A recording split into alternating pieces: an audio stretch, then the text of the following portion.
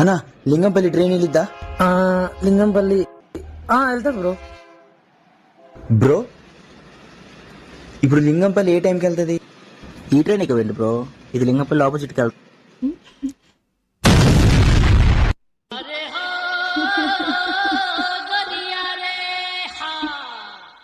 నీ గూడు చెదిరింది, నీ గుండె పగి. నీకు తెలియనప్పుడు నన్ను ఎందుకు ఎక్కించావరా?